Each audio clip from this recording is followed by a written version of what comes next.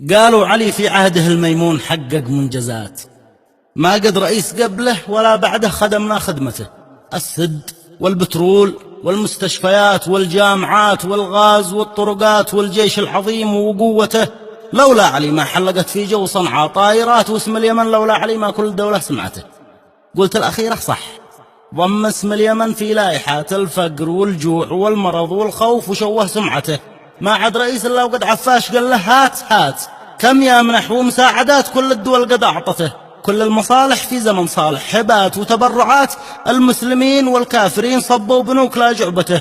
حتى فلسطين تذكروا يوم أرسلت بطانيات ومواد غذائية لوادي حضرموت في نكبته.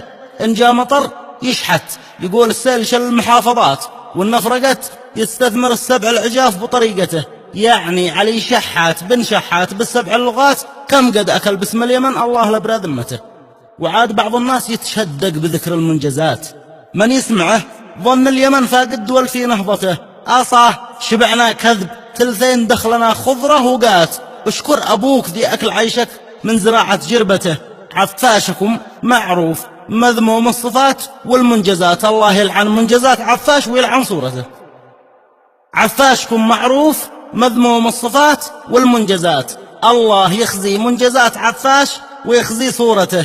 من منجزاته كل همه تفرقتنا والشتات، بطول فترة ما حكمنا والبلاد مشتتة. يصرف ذخائر وسلحة للقوم في كل الجهات، للحرب والثارات هذه متعته وهوايته.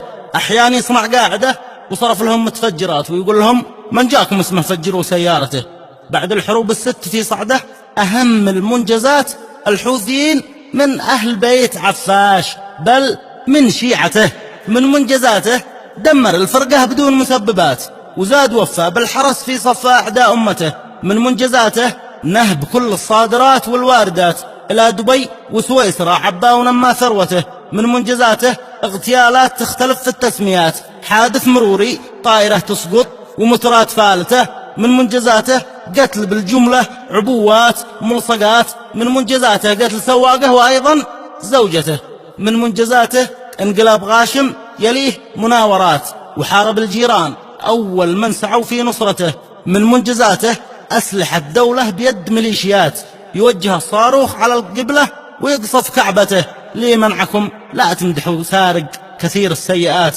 قولوا لمن بالغ بمدحه منجزاته خلعته.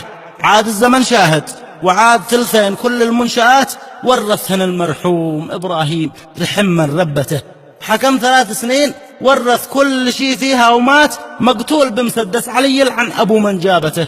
علي قتل حلم اليمن وكفنه بالشائعات، هذه بداية منجزاته. قتل والي نعمته بدايته اللعنة تصيبه في حياته والممات، وزاد ختمها باللعنة لن تفارق سيرته.